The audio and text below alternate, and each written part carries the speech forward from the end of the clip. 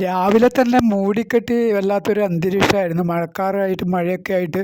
അപ്പോൾ ഇന്ന് ലീവാണ്. അപ്പോൾ ഇവിടെ പൂവാട്ടുപറമ്പിൽ നിന്ന് ബസ് കയറിയിട്ടുണ്ട്. കോഴിക്കോട് സിറ്റിയിലെത്തിയിട്ട് അവിടുന്ന് ഏതെങ്കിലും ഒരു ചെറിയ സ്ഥലത്തേക്ക് ചെറിയൊരു യാത്ര പോകാമെന്ന് തീരുമാനിക്കുന്നു. അതുകൊണ്ട് ബസ്സിൽ കയറിയിരിക്കുകയാണ്.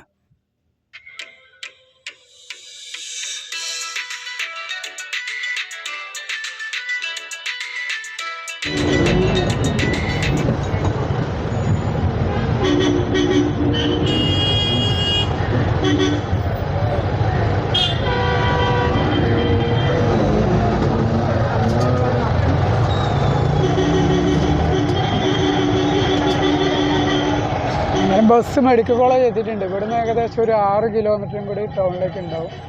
മെഡിക്കൽ കോളേജ് എത്തിയിട്ടുണ്ട്. ഇപ്പോഴും മഴയില്ല, ഇപ്പോൾ അത്യാവശ്യം തെളിഞ്ഞൊരു കാലാവസ്ഥയാണ്. തൊണ്ടയാട് ബൈപ്പാസ് ജംഗ്ഷൻ എത്തിയിട്ടുണ്ട്.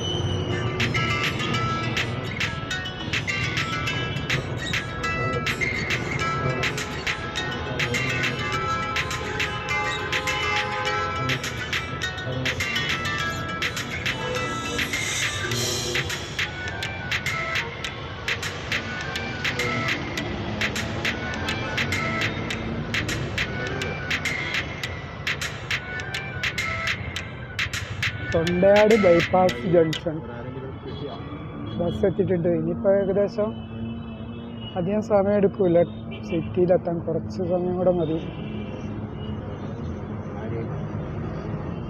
അങ്ങനെ വന്ന് ബസ് പുതിയ സ്റ്റാൻഡ് എത്തിയിട്ടുണ്ട്.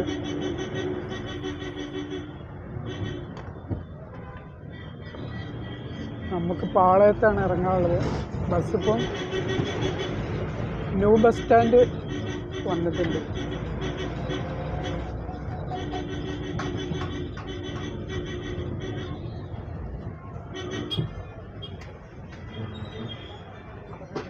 നമുക്ക് പാളയം സ്റ്റാൻഡിലാണ് ഇറങ്ങാനുള്ളത്.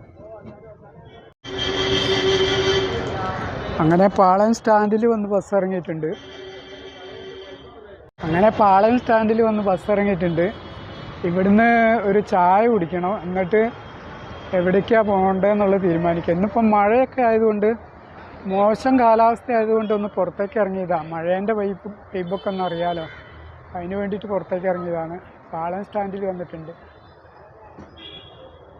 അങ്ങനെ ചായ കുടിച്ച് ഇനി ഇവിടുന്ന് ഞാൻ തീരുമാനിക്കുന്നത് ബേപ്പൂർ ഹാർബറിലൊക്കെ ഒന്ന് പോകാമെന്ന് വിചാരിച്ചു. മഴയുള്ള ടൈമിൽ ഹാർബർ എങ്ങനെ ഉണ്ടാവും, ഹാർബറിൻ്റെ വൈബൊക്കെ മനസ്സിലാക്കാമല്ലോ. അപ്പോൾ ബേപ്പൂർ ഹാർബറിലൊന്ന് പോകാം. ബേപ്പൂർ ബസ് കയറിയിട്ട് ബേപ്പൂർ ഹാർബറൊക്കെ ഒന്ന് പോകാമെന്ന് വിചാരിക്കുന്നു. ഇത് പാളയം ജംഗ്ഷനാണ്. ഇവിടുന്ന് ഇങ്ങനെ ഈ ജംഗ്ഷന്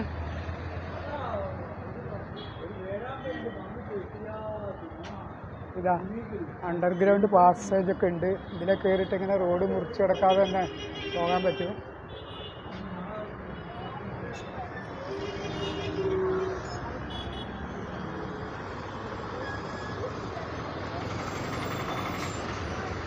ഇവിടുന്ന് ഇങ്ങനെ വലത്ത് ഭാഗത്തേക്ക് പോയി കഴിഞ്ഞാൽ, കുറച്ച് മുന്നോട്ട് പോയാൽ അവിടെ മുതലക്കുളം എന്ന് പറഞ്ഞ ബസ് സ്റ്റോപ്പ് ഉണ്ട്. അവിടുന്ന് ബസ് കയറിയാൽ ബേപ്പൂരിലേക്ക് ബസ് കിട്ടും. അല്ലെങ്കിൽ ഇടത് ഭാഗത്തോട്ട് കുറച്ച് മുന്നോട്ട് പോയാൽ റെയിൽവേ സ്റ്റേഷൻ ജംഗ്ഷൻ ഉണ്ട്, LCC ബാങ്കിൻ്റെ അവിടെ ഉള്ളൊരു ബസ് സ്റ്റോപ്പ്. അവിടുന്ന് ബസ് കയറി പോവാം. ഞാൻ ഏതായാലും വന്ന വഴിക്ക് കുറച്ച് ബാക്കോട്ടാണ് പോകുന്നത്. മുതലക്കുളം ബസ് സ്റ്റോപ്പിൽ നിന്ന് ബസ് കയറാമെന്ന് വിചാരിക്കും. ഇതാ ഇവിടെ വലിയൊരു പള്ളിയൊക്കെ കാണുന്നുണ്ട്. ഇതാണ് പ്രശസ്തമായിട്ടുള്ള പാളയം മൊഹീദ്ദീൻ പള്ളിയാണിത് കാണുന്നത്. പാളയം ബസ് സ്റ്റാൻഡിൻ്റെ തൊട്ട് ബാക്കിലായിട്ട് വരും. ബസ് സ്റ്റാൻഡിനോട് ചേർന്ന് തന്നെയാണ്. ബസ് സ്റ്റാൻഡിൻ്റെ ബാക്കിലായിട്ട് ഇവിടെ കുറേ ചെടികളൊക്കെ കച്ചവടം ചെയ്യുന്നുണ്ട്. പല സൈസ് പൂച്ചെടികൾ അങ്ങനെയുള്ള സംഭവങ്ങളൊക്കെ ഇത് അവിടെ നിരത്തി വെച്ചിട്ടുണ്ട്. ഇവിടെ കച്ചവടം ചെയ്യുന്നുണ്ട്. പിന്നെ അവിടെ ആയിട്ട് ഇങ്ങനെ ഫ്രൂട്ട്സ് കച്ചവടം ഒക്കെ ഉണ്ട്. ഇതിലെങ്ങനെ കയറിപ്പോവാം. ബസ് സ്റ്റാൻഡിൻ്റെ ഒരു ഭാഗത്തേക്ക് ഇങ്ങനെ ഇവിടുന്ന് കയറിപ്പോവാം. ബാക്ക് സൈഡാണിത്. ഇതിലെങ്ങനെ കയറിപ്പോവാം. ഇടത് ഭാഗത്ത് കാണുന്ന അത് government hospital four woman and children Kozhikode. സ്ത്രീകളുടെയും കുട്ടികളുടെയും ഹോസ്പിറ്റലാണ് കാണുന്നത്.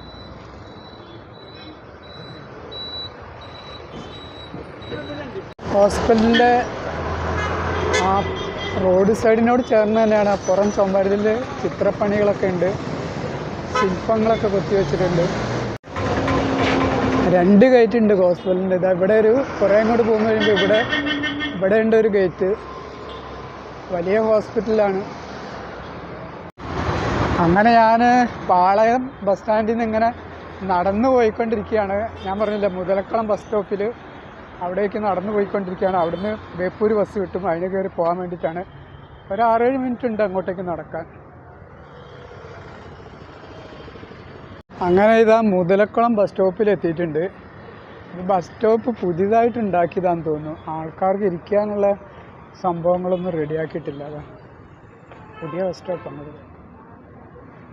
ഇരിക്കാനുള്ള സംഭവങ്ങളൊക്കെ റെഡിയാക്കുന്നുള്ളൂ. ബേപ്പൂർ ബസ് വരുന്നുണ്ട്, ഞാൻ അതിൽ കയറുന്നുണ്ട്.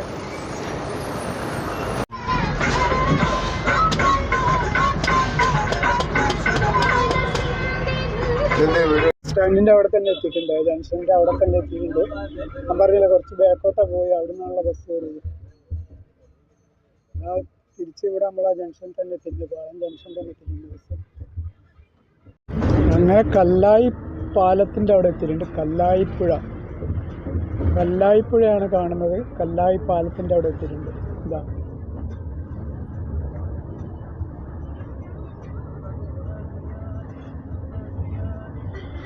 ഇപ്പം വട്ടക്കിണർ എന്ന് പറഞ്ഞ സ്ഥലത്തെത്തി. നേരെ പോണത് ഫറോക്കിലേക്കാണ്. നമ്മളിങ്ങോട്ട് വലതു ഭാഗത്തേക്ക് പോകുമ്പോഴാണ് ബേപ്പൂരെത്തുക. അങ്ങോട്ട് തിരിഞ്ഞാൽ നേരെയുള്ള റോഡ് ഫറോക്ക്, അങ്ങനെ പോകും. റെയിൽവേ ഓവർബ്രിഡ്ജ് കയറി ഇറങ്ങുന്നുണ്ട്. വട്ടക്കിണർ ഭാഗത്തുള്ള റെയിൽവേ ഓവർബ്രിഡ്ജാണത്. പോണ വഴി കുറേ ചെറിയ സിറ്റികളുണ്ട്. ഇത് മാത്തോട്ടം എന്ന് പറഞ്ഞ ടൗണാണ്. അടുത്തടുത്താണ്. അവിടെ ബേപ്പൂർ ഹാർബറിൻ്റെ അവിടെ എത്തുന്ന വരെ ഇതുപോലെ ചെറിയ സിറ്റികളൊക്കെ ഉണ്ടെന്നാണ് അറിഞ്ഞത്. ഇത് അരക്കണർ എന്ന് പറഞ്ഞൊരു ചെറിയൊരു സിറ്റിയാണ്. ഇതേപോലെ ചെറിയ സിറ്റികളുണ്ട്, 4-5 സിറ്റികളുണ്ട് ബേപ്പൂർ ഹാർബറിൻ്റെ അവിടെ എത്തുന്നതിന് മുമ്പായിട്ട്.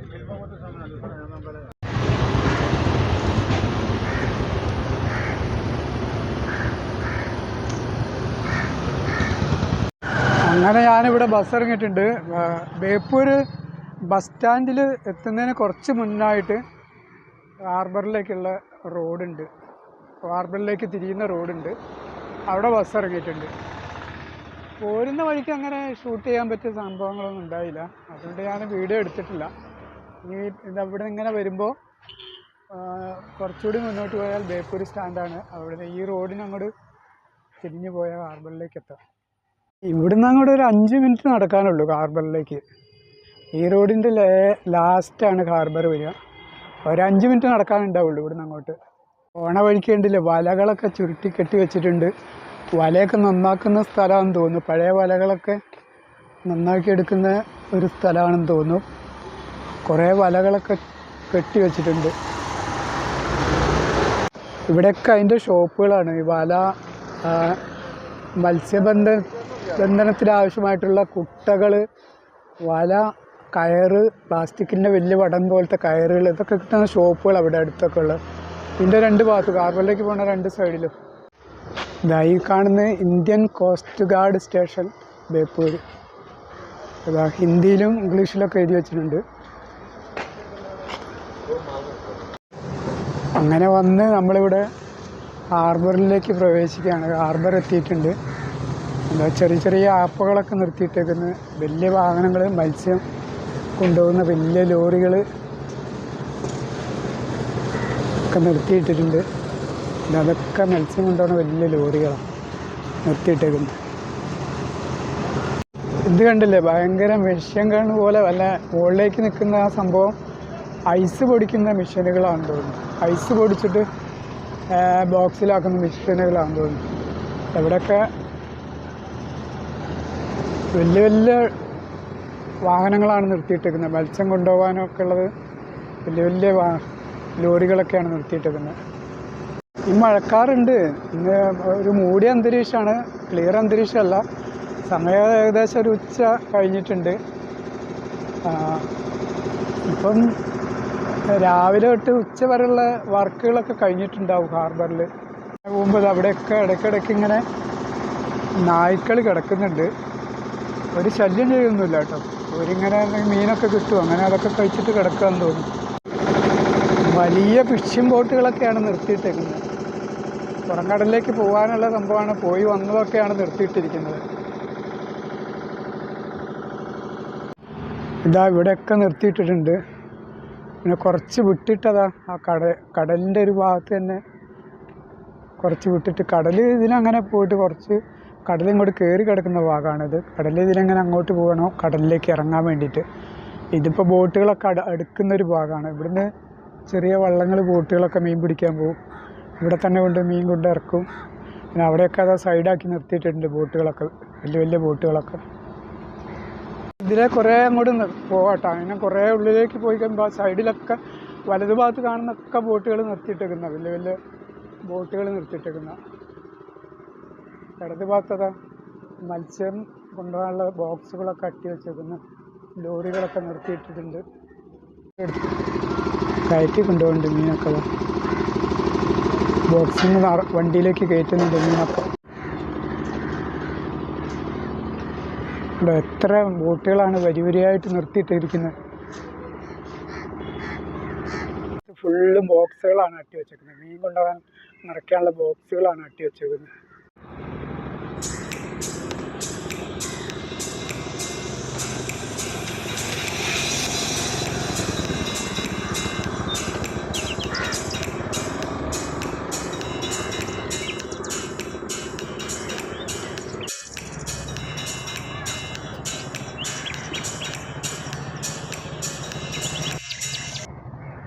ഇതാ ബോട്ടുകളിങ്ങനെ അങ്ങോട്ട് പോകുന്ന ഒരു ഇവിടെയൊക്കെ ഫുള്ള് നിർത്തിയിട്ടേക്കുക. ഇടത് ഭാഗത്തതാ വലിയ വലിയ ലോറികൾ, മീൻ കൊണ്ടുപോകാനൊക്കെ ഉള്ള വലിയ വലിയ ലോറികൾ. നടുക്കൂടി ഇങ്ങനെ പോവാം. ഇനി അങ്ങോട്ട് പോകാനുണ്ട് ഉള്ളിലേക്ക്. ലോറികൾ സൈഡിൽ ഇങ്ങനെ ഫിറ്റ് ചെയ്തതിൻ്റെ ഉദ്ദേശം എന്ന് പറഞ്ഞാൽ ബോട്ടൊക്കെ ഇങ്ങനെ വന്ന് അടുക്കുന്ന സമയത്ത് ഈ തറയിൽ ഇടിക്കാതിരിക്കാൻ വേണ്ടിയിട്ട്, ഇടിച്ചിട്ട് ഡാമേജ് ആകാതിരിക്കാൻ വേണ്ടിയിട്ട് സൈഡിലിങ്ങനെ ഈ ടയറുകളൊക്കെ കെട്ടി തൂക്കിയിട്ടുണ്ട്. ഇതിങ്ങനെ ചേർന്ന് ഇവിടെ വരുന്ന സമയത്തെ അവിടെ ഇടിക്കാതിരിക്കാൻ വേണ്ടിയിട്ട്. ഇതെവിടെയൊക്കെ ഉണ്ട് ഈ ഐസ് പൊടിക്കുന്ന മെഷീനുകൾ, പൊന്തി നിൽക്കുന്ന സംഭവങ്ങളാണ്. ഐസ് പൊടിച്ച് ബോക്സിലാക്കുന്ന മെഷീനുകളാണ്. ഇവിടുന്ന് ഇങ്ങനെ നോക്കുമ്പോൾ അക്കരെ ഭാഗമൊക്കെ കാണാം കേട്ടോ. അക്കരെ അത് ഏത് ഭാഗമാണെന്ന് അറിയില്ല. അക്കരെ ഭാഗം എനിക്ക് തോന്നുന്നത് ഫറോക്ക സൈഡാണെന്ന് തോന്നുന്നു. ഇവിടെ ഇങ്ങനെ നോക്കുമ്പോൾ കുറേ ദൂരെ അക്കരെ ഭാഗം കാണാം. അങ്ങോട്ട് ദൂരേക്ക് അവിടെ ആ തലക്കൽ വരെ ഉണ്ട് ഇതുപോലെ ഫുള്ളും ബോട്ടുകൾ നിർത്തിയിട്ടേക്കുന്നു. ഞാൻ ഇനിയും അങ്ങോട്ട് പോകുന്നില്ല. പിന്നെ ഇവിടുന്ന് ഇങ്ങോട്ട് തിരിച്ചിങ്ങോട്ട് തന്നെ പോകാം. അപ്പം വലിയ ഹാർബറാണ് കേട്ടോ ബേപ്പൂർ ഹാർബർ. ഒരുപാട് ബോട്ടുകളും ഫിഷിംഗ് ബോട്ടുകൾ ഒക്കെ വന്നെടുക്കുന്ന സ്ഥലമാണ്. മത്സ്യബന്ധനത്തിന് പോകുന്ന ബോട്ടുകളൊക്കെ ഉള്ള, അതുപോലെ മത്സ്യം കയറ്റുമതി ചെയ്യുന്ന ഒക്കെ ഉള്ള ഒരു വലിയൊരു ഹാർബറാണ് ബേപ്പൂർ ഹാർബർ.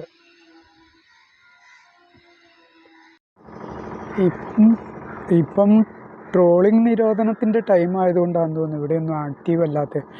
അല്ലെങ്കിൽ ഇങ്ങനെയൊന്നും അല്ല ഇവിടെ ഉണ്ടാകുക. ഈ സമയത്തൊക്കെ ബോട്ടുകൾ പോവുകയും വരികയും ഇതാക്കുകയൊക്കെ ചെയ്യുന്ന സമയമാണ്. ഇപ്പോൾ ട്രോളിങ് നിരോധനമാണല്ലോ, അതുകൊണ്ടാണ് ഈ വലിയ വലിയ ബോട്ടുകൾ ഇതൊക്കെ ഇങ്ങനെ സൈഡാക്കി നിർത്തിയിട്ടിരിക്കുന്നത്. മത്സ്യബന്ധനത്തിന് പോകാൻ സാധിക്കാത്തത് കൊണ്ട് അതുകൊണ്ടാണ് ഇങ്ങനെ നിർത്തിയിട്ടിരിക്കുന്നത്. ഇവിടെയൊക്കെ എത്ര ദൂരത്തേക്കാണ് ബോട്ടുകൾ വരിവരിയായിട്ട് നിർത്തിയിരിക്കുന്നത്. രണ്ട് സൈഡും ഇതങ്ങനെ ഓരോരോ ഗ്യാപ്പിൽ ഇങ്ങനെ 2 ലൈനായിട്ട് സെറ്റ് ഒപ്പിച്ചിട്ട് ഇങ്ങനെ ബോട്ടുകൾ നിർത്തിയിട്ടേക്കുന്നത്. ഇത് കഴിയുമ്പോൾ അടുത്ത സ്റ്റെപ്പ് അവിടെ ഇതുപോലെ 2 ലൈനായിട്ട് അങ്ങനെ എത്രയോ ദൂരത്തിലേക്ക് ഇങ്ങനെ ഒരുപാട് ബോട്ടുകളാണ് നിർത്തിയിട്ടിരിക്കുന്നത്. അങ്ങനെ ഞാൻ ഹാർബറിൽ നിന്ന് അങ്ങോട്ട് മടങ്ങുകയാണ്. ഇനിയിപ്പോൾ ഇവിടെ അടുത്ത് തന്നെ നമ്മൾ ബസ് ഇറങ്ങിയോടത്ത് അവിടുന്ന് ലേശം, ഞാൻ പറഞ്ഞല്ലോ ബസ് സ്റ്റാൻഡിൻ്റെ തൊട്ട് മുമ്പിലെ ബസ് ഇറങ്ങിയെന്ന് പറഞ്ഞല്ലോ. അപ്പോൾ ആ ബസ് സ്റ്റാൻഡും കഴിഞ്ഞ് കുറച്ച് മുന്നോട്ട് പോയാൽ പുളിമൂട് ബീച്ചാണ്. ബേപ്പൂർ പുളിമൂട് എന്ന് പറഞ്ഞ ബീച്ചാണ്. നല്ല ബീച്ചാണ്. അവിടെ ഒരു ടൂറിസ്റ്റ് ഡെസ്റ്റിനേഷനും കൂടിയാണ്. ആളുകളൊക്കെ വരുന്ന സ്ഥലമാണ്. ഇന്നിപ്പോൾ മഴ ആയതുകൊണ്ട് ഇങ്ങനെ അധികം ആളുകളൊന്നും ഉണ്ടാവില്ല. അതുപോലെ ഇട ദിവസമാണ്. തിങ്കളാഴ്ച ആയതുകൊണ്ട് അധികം ആളൊന്നും ഉണ്ടാവില്ല. എങ്കിലും പോയി നോക്കാം അവിടെ. ആ പുളിമൂട് ബീച്ചിലും കൂടി ഒന്ന് പോയി നോക്കണം. പിന്നെ അവിടുന്ന് അങ്ങോട്ട് അക്കരയ്ക്ക് ജങ്കാർ ഉണ്ടാവലുണ്ട്. ജങ്കാർ കിടന്ന് അങ്ങോട്ട് പോയാൽ അവിടെ ചാലിയം ബീച്ച്, അതിൻ്റെ അപ്പുറത്ത് ചാലിയം എന്ന് പറഞ്ഞ ബീച്ചാണ്. അവിടെയും വളരെ നല്ലൊരു ബീച്ചാണ്. ടൂറിസ്റ്റ് ഡെസ്റ്റിനേഷനാണ്. ആളുകളൊക്കെ വരുന്ന സ്ഥലം തന്നെയാണ്. ഏതായാലും ഇങ്ങോട്ട് പോയി നോക്കാം പുളിമൂട്. അങ്ങനെ തിരിച്ച് വീണ്ടും ബസ് ഇറങ്ങിയ ജംഗ്ഷനിൽ എത്തിയിട്ടുണ്ട്. അവിടെ ഒരു ക്ഷേത്രം കാണുന്നുണ്ട്. തോട്ടുങ്ങൽ ശ്രീ ചെങ്ങോട്ട് ഭഗവതി ഗുരുക്കൾ കാവ് ഒരു ബോർഡ് കാണുന്നുണ്ട്. അവിടെ അതിൻ്റെ ഉള്ളിലേക്കായിട്ടൊരു ചെറിയ ക്ഷേത്രം കാണുന്നുണ്ട്. ഇതിന് ലേശം മുന്നോട്ട് നടന്നാൽ ബേപ്പൂർ ബസ് സ്റ്റാൻഡ് എത്തി. ഇവിടെ റോഡ് സൈഡിലൊക്കെ ഞാൻ പറഞ്ഞത്, റോഡ് സൈഡിലൊക്കെ നായ്ക്കൾ ഇങ്ങനെ കിടക്കുന്നുണ്ട്. ഇതുണ്ടല്ലേ, 2 ആൾ കിടക്കുന്നുണ്ടല്ലേ. അതാ ബ്രസീലിൻ്റെ വലിയൊരു ബോർഡൊക്കെ വെച്ചിട്ടുണ്ട്. അർജൻറ്റീനൻ്റെ ബോർഡ്, എല്ലാ ടീമിൻ്റെയും ബോർഡുകൾ വെച്ചിട്ടുണ്ട്. ബേപ്പൂർ ബസ് സ്റ്റാൻഡാണ് കാണുന്നത്. Kozhikode corporation Beypore bus stand cum shopping centre. Bus stand എത്തി. പുലിമുട്ട് ജങ്കാർ, നേരെ പോയിട്ട് ജങ്കാർ കിടക്കാൻ പോസ്റ്റ് ഓഫീസ് മാറാട് ക്ഷേത്രമുണ്ട്. ഓം നമ ശിവായ. ബേപ്പൂർ ശ്രീ മഹാദേവ ക്ഷേത്രം കേരള ക്ഷേത്ര സംരക്ഷണ സമിതിയുടെയാണ്. സിറ്റിയിൽ നിന്ന് കുറച്ച് അങ്ങനെ സൈഡിൽ തന്നെ ഉള്ളോട്ട്.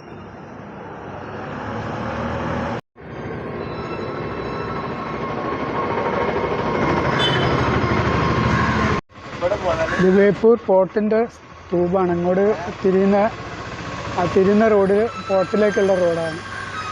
പള്ളിയുണ്ട്. ഇവിടെ കൂടി ബീച്ചിലേക്ക് അടുക്കാനാകുമ്പോൾ അവിടെ ഒരു പള്ളിയുണ്ട്.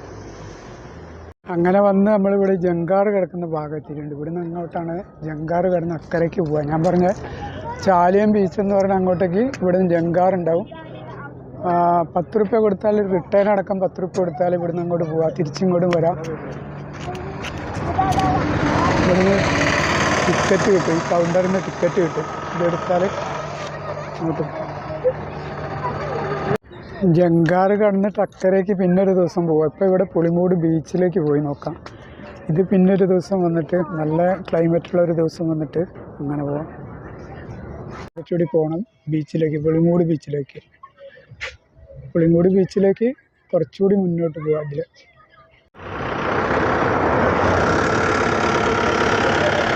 ഇവിടെയൊക്കെ അങ്ങനെ ബോട്ട് സർവീസ് ഉണ്ട്. 100 രൂപ 150 റുപ്യൊക്കെ കൊടുത്താൽ ആ ബോട്ടിൽ കയറ്റിയിട്ട് കുറേ ഇങ്ങനെ ചുറ്റിക്കറങ്ങിയിട്ട് ആ ഉൾക്കടലിലേക്കൊക്കെ പോയിട്ട് ഇങ്ങനെ തിരിച്ചു ഉണ്ടാക്കും. 100 രൂപയൊക്കെയാണ് വലിയ ആളുകൾക്ക്. കുട്ടികൾക്ക് അത്രയാണെന്നറിയില്ല. ടിക്കറ്റ് ചാർജൊക്കെ അപ്പുറത്തുണ്ടാവും, അവിടെ നിന്ന് നോക്കണം എങ്ങനെയാണെന്നുള്ളത്. ഇവിടെയൊക്കെ ഉണ്ട് അങ്ങനത്തെ സംഭവങ്ങളുണ്ട്. പോണ വഴിക്ക് ബീച്ചിലെത്തുന്നതിന് മുന്നൊക്കെ ഇതൊക്കെ അങ്ങനെ പോണ ബോട്ടുകളാണ്. ഞാൻ പറഞ്ഞില്ലേ, ടിക്കറ്റ് എടുത്തിട്ട് കറങ്ങിയിട്ട് വരുന്ന ബോട്ടുകളാണ്. അതിന് പോകാനുള്ള ആളുകളാണ് വരിയിരിക്കുന്നത്. പോയവരും വന്നവരും ഒക്കെ ഉണ്ട്. ഇന്നിപ്പോൾ ഇട ദിവസമായിട്ട് ആൾ കുറവ്. ഇങ്ങനെ നല്ല ഫുള്ള് ആളുണ്ടാവും. ശനി ഞായർ വെള്ളി ദിവസങ്ങളൊക്കെ നല്ല ആളുണ്ടാവും. ഇതങ്ങനെ പോകുന്ന ബോട്ടാണിത്. ആളുകൾ പോയി കയറുന്നുണ്ട്. അക്കരെ ചാലിയം ബീച്ചിലേക്ക് ജങ്കാർ കയറി പോകാനും അതുപോലെ ബോട്ടിൽ കയറാനൊക്കെ ആയിട്ട് പിന്നൊരു ദിവസം വരണം. അങ്ങനെ വന്നിട്ട് ഇവിടെ എത്തിയിട്ടുണ്ട്. ഇതാണ് ബീച്ച്, പുലിമുട്ട് ബീച്ച്. പുളിമൂടല്ല, പുലിമുട്ട് ബീച്ച്. ഇവിടെയൊക്കെ ഇപ്പോൾ അടുത്തായിട്ട് നല്ല നവീകരണമൊക്കെ ചെയ്ത് നല്ല അടിപൊളിയാക്കിയിട്ടുണ്ട്. ഇവിടെയൊക്കെ കുറേ മുമ്പ് ഞാൻ വന്നിരുന്നു, അന്ന് ഇങ്ങനെയൊന്നും ഉണ്ടായില്ല. ഇപ്പോൾ ഇവിടെയൊക്കെ നല്ല ഇരിക്കാനുള്ള സംഭവങ്ങളൊക്കെ റെഡിയാക്കി നല്ല ഭംഗിയാക്കിയിട്ടുണ്ട്. ഇത് കണ്ട, കാർപ്പറ്റൊക്കെ വിരിച്ച്, നീല കാർപ്പറ്റൊക്കെ വിരിച്ചിട്ടിട്ടുണ്ട്. നല്ല അടിപൊളിയാണ് കേട്ടോ. അടിപൊളി സെറ്റിങ്സാണ്. ഇന്ന് തിങ്കളാഴ്ചയാണ്, മഴ ദിവസമാണ്. നല്ല മഴക്കാരൊക്കെ ഉണ്ടെങ്കിലും അത്യാവശ്യം ആളുകളൊക്കെ ഉണ്ട്.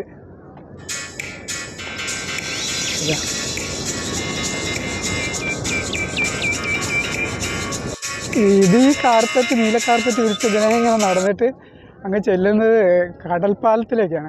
അതായത് കടലിൻ്റെ കുറേ 1 കിലോമീറ്ററോളം ഉള്ളിലേക്ക് ഇങ്ങനെ പാല ഉണ്ടാക്കിയിട്ടിട്ടുണ്ട്. ഇതെങ്ങനെ നടന്നു പോയി അങ്ങ് തലയ്ക്ക വരെ പോവാം. ഇന്നിപ്പോൾ ഉണ്ടോ അറിയില്ല, ഇന്ന് കയറാൻ പറ്റുമോ ഉണ്ട്, അവിടെ ഉണ്ട്. അപ്പോൾ ഇതിങ്ങനെ നേരെ ചെല്ലുന്ന അങ്ങോട്ടേക്കാണ്. അതിലൊന്ന് കയറി ആ തലയ്ക്ക് വരെ ഒന്ന് പോയി നോക്കണം. നല്ല വൈബാണ് അവിടെ എത്തിക്കഴിഞ്ഞാൽ, അടിപൊളി വൈബാണ്. ഇതാ ഇപ്പോൾ ലേശം സൂര്യനൊക്കെ കുറച്ച് വെളിച്ചമൊക്കെ കാണുന്നുണ്ട്, എങ്കിലും മഴക്കാറുണ്ട്. മഴ എപ്പോഴും പെയ്യാറിയില്ല. ഇതാ ഇത് കാർപ്പറ്റ് അല്ല കേട്ടോ, ഇതൊരു നീല ഒരു ടൈല് തന്നെയാണ്, പെയിൻ്റ് അടിച്ചേക്കുന്നതാണ്, നീല കളർ അടിച്ചേക്കുന്നതാണ്, പെയിൻറ്റ് തന്നെയാണ്. ഇതാ ഇതിപ്പോൾ ഞാൻ പറഞ്ഞല്ലോ അങ്ങ് ദൂരെ കടൽപ്പാലത്തിലേക്ക് കയറുന്ന അവിടം വരെ ഉണ്ട്. ഇങ്ങനെ നല്ല രസമാണ് കാണാൻ. ഇതിങ്ങനെ രണ്ട് സൈഡിൽ നിന്നും ഇത് ഞാൻ പറഞ്ഞല്ലോ, അപ്പോൾ നേരത്തെ പോയ ഹാർബറിലേക്ക് പോണതാണ് ആ ബോട്ടുകളൊക്കെ. ആ ഹാർബറിലേക്കാണ് ആ ബോട്ടുകളൊക്കെ പോകുന്നത്. ഇതിങ്ങനെ ഇപ്പോൾ ആ ബോട്ടുകൾ പോണത് ഹാർബറിലേക്കാണ്. ഇതിങ്ങനെ നേരെ ചെന്ന് അങ്ങോട്ട് ദൂരേക്ക്, അവിടെയാണ് കടലിലേക്ക് ചേരുന്ന ഭാഗം. ഇതിൻ്റെ അപ്പുറത്ത് അതാ കെട്ടൊക്കെ കാണുന്ന അതാ ആ മല പോലെയൊക്കെ കാണുന്ന ആ ഭാഗം, അതിലങ്ങനെ പോയിട്ട് അവിടെയാണ് ഞാൻ പറഞ്ഞ ജങ്കാർ കയറിയിട്ട് ഇവിടെ ചാലിയം ബീച്ച് വരുന്നത്. ജങ്കാർ കയറി അപ്പുറം കടന്നാൽ ചാലിയം ബീച്ചിലേക്ക്. പിന്നെ അപ്പുറത്തുകൂടി ഫറോക്ക് വഴി അങ്ങനെ ബസ്സിന് വരാൻ കഴിയും. ഇവിടുന്ന് അങ്ങോട്ട് ജങ്കാർ കയറിയിട്ട് വേണം അക്കരെ കിടക്കാൻ. ഇവിടുന്ന് അങ്ങോട്ട് സ്റ്റാർട്ടിങ് ആണ് കടൽപ്പാലത്തേക്ക്. ഇവിടുന്ന് കല്ലൊക്കെ കട്ടിയിട്ടേക്കുന്നുണ്ട്. ഇവിടുന്ന് ഇങ്ങനെ നടുക്ക് ടൈലൊക്കെ വിരിച്ച് നല്ല ഭംഗിയാക്കിയിട്ടുണ്ട്. ഇതിനെങ്ങനെ ഏകദേശം 1 കിലോമീറ്ററിലധികം ഉണ്ട് അങ്ങോട്ടേക്ക്, കടലിൻ്റെ ഉള്ളിലേക്ക് അങ്ങനെ പോവാം. 1 കിലോമീറ്ററിലധികം ഉണ്ട്. അങ്ങനെ പോയാൽ ആടുകളൊക്കെ നടക്കുന്നുണ്ട് ഇവിടെ. ആടുകളൊക്കെ ഇവിടെ എന്താ തിന്നാനുള്ളത് അറിയില്ല, എങ്കിലും ആടുകളൊക്കെ ഇങ്ങനെ നടക്കുന്നുണ്ട്. മഴേൻ്റെ സമയമായതുകൊണ്ട്, മഴയുള്ള ടൈം ആയതുകൊണ്ടാണ് നല്ല തിരയാണ് കേട്ടോ. നല്ല തിര അടിച്ച് കയറുന്നുണ്ട്. ഇതാ അടിച്ച് കയറുന്നുണ്ട് തിര, നല്ല തിര.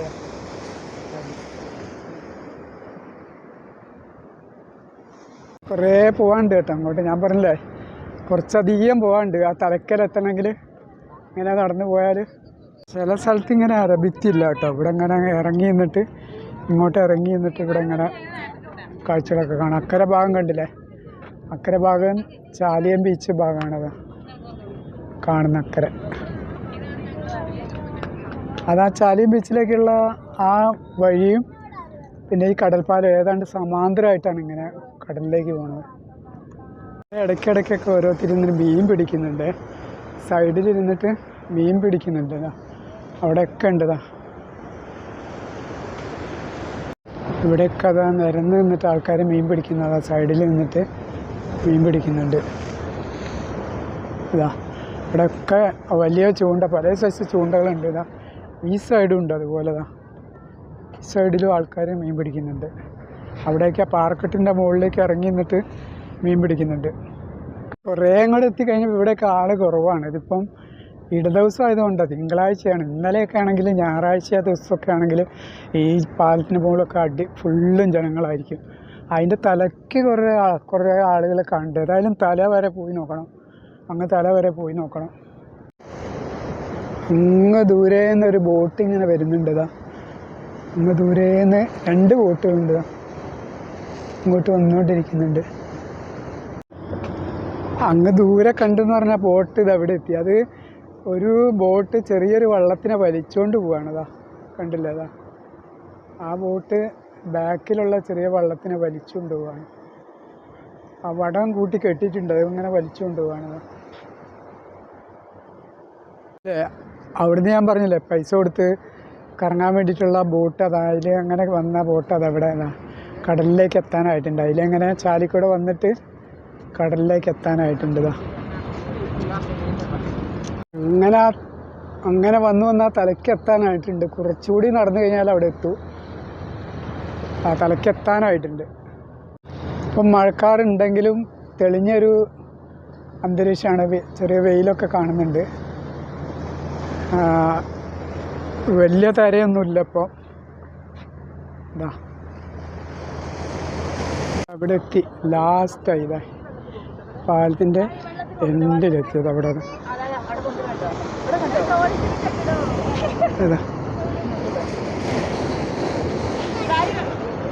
അവിടെ നിന്ന് ഇങ്ങനെ വന്നിട്ട് ഇത്രയും ദൂരം വന്നിട്ട് ഇതാ ലാസ്റ്റ് ഇവിടെ എത്തിയിട്ടുണ്ട്.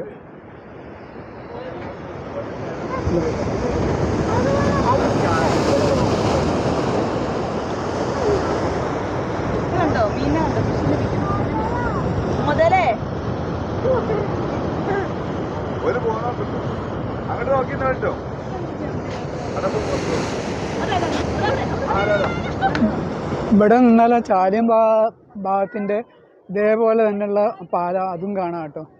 ഇതേപോലെ തന്നെ അവിടെ നിന്ന് വരുന്നതാണ് അക്കരെയുള്ള ചാലിയം ബീച്ചിൻ്റെ ഭാഗം, അവിടെയും കാണും. നമ്മൾ വന്ന ബീച്ചിൻ്റെ അങ്ങേ ഭാഗമാണ്, നമ്മളെ തലക്കലാണ് കാണുന്നത്.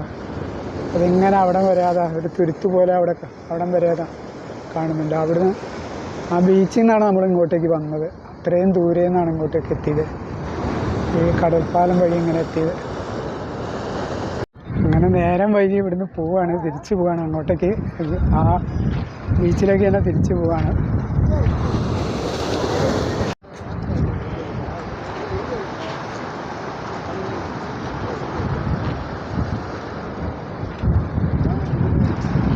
അപ്പം മടങ്ങി പോകുമ്പോൾ കുറേ ആളുകളൊക്കെ വരുന്നുണ്ട്. നേരത്തെ പോലുള്ള കുറേ ആളുകളൊക്കെ എത്തുന്നുണ്ട്, ഇവിടേക്ക് വരുന്നുണ്ട്, ഈ തലക്കലേക്ക് വരുന്നുണ്ട്. തിരിച്ചു വരുമ്പോൾ ഇവിടെ സൈഡിൽ കൂടെ ഒക്കെ ഒരുപാട് പെട്ടിപ്പീടികകൾ തുറന്നിട്ടുണ്ട്. ഐസ്ക്രീം, വെള്ളം, പോപ്കോൺ അങ്ങനെയുള്ള സംഭവങ്ങളൊക്കെ ഒരുപാട് പീടിക തുറന്നിട്ടുണ്ട്. ഐശ്വരതി, ഇത് ഐശ്വരതി എന്ന് പറഞ്ഞ സംഭവമാണ്. ഐശ്വരതിക്ക് ഈ ഭരണിയിലുള്ള സാധനങ്ങളൊക്കെ ഇട്ടിട്ട് കൊടുക്കും. വെള്ളം, പോപ്കോൺ ഉണ്ട്, ഉപ്പിലിട്ടത്. അവിടെ ആ പീടികയിലൊക്കെ ഫുള്ളും ഉപ്പിലിട്ടതാണ്, ഭരണിയിൽ കാണുന്നതൊക്കെ ഉപ്പിലിട്ടതാണ്. ഐസ്ക്രീം ഉണ്ട്. ഇവിടെയൊക്കെ നല്ല ഇരുമ്പ് വേലിക്കുള്ളിൽ ചെടികളൊക്കെ നട്ടുപിടിപ്പിച്ചിട്ടുണ്ട്. നല്ല ഭംഗിയുണ്ട് കാണാനായിട്ട്. ഇടയ്ക്കിടയ്ക്ക് റൗണ്ടിലൊക്കെ ചെടികൾ നട്ടുപിടിപ്പിച്ചിട്ടുണ്ട്. വേണ്ടല്ലേ.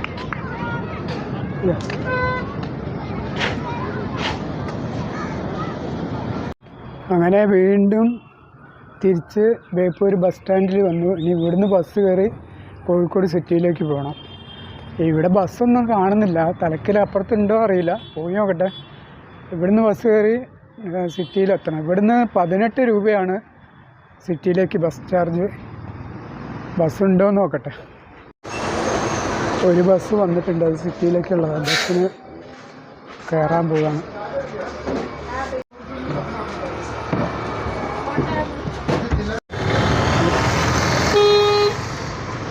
അങ്ങനെ തിരിച്ചു വരുമ്പോൾ റെയിൽവേൻ്റെ അവിടെയാണ് ഇറങ്ങിയത്. റെയിലിൻ്റെ അവിടെയൊക്കെ ഇങ്ങനെ മറച്ചു കെട്ടുന്നുണ്ട്. റെയിൽവേ സ്റ്റേഷൻ വർക്കുകൾ നടന്നുകൊണ്ടിരിക്കുകയാണ്. അതുകൊണ്ട് ഇവിടെയൊക്കെ റോഡ് സൈഡൊക്കെ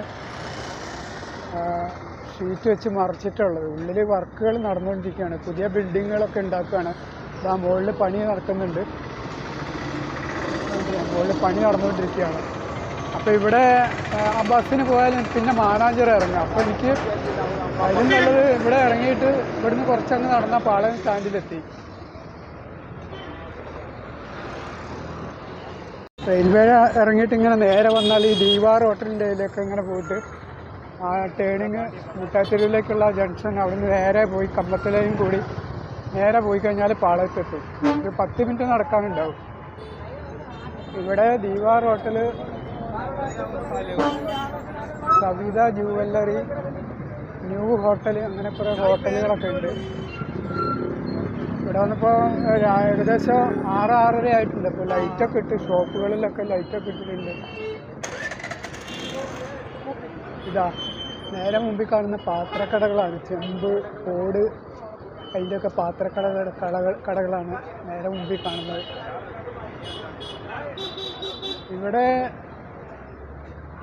ഇവിടെ ഒരു ജംഗ്ഷനാണ്. അതിൽ ഇടത്തോട്ട് ഇങ്ങനെ തിരിയുന്നത്. അതങ്ങനെ ഇടത്തോട്ട് തിരിഞ്ഞാൽ കല്ല് പതിപ്പിച്ച റോഡ് മുട്ടാത്തെരുവിനാണ്. നേരെ പോയി കഴിഞ്ഞാൽ നേരെ പോകണ ഇതാണ് കമ്മത്തലയും റോഡ്. ഇതിങ്ങനെ നേരെ ചെല്ലുമ്പോൾ പാളയത്തെത്തും. പോണ വഴി 2 സൈഡും സ്വർണ്ണക്കടകളാണ്. കമ്മത്തലയിൽ എന്ന് പറയുന്ന ഈ സൈഡ് 2 സൈഡും സ്വർണ്ണക്കടകളാണ്. അവിടെ കാണുന്ന Akshaya jewellery, golden star jewellery, PKK jewellery, അങ്ങനെ കുറേ ജുവല്ലറികൾ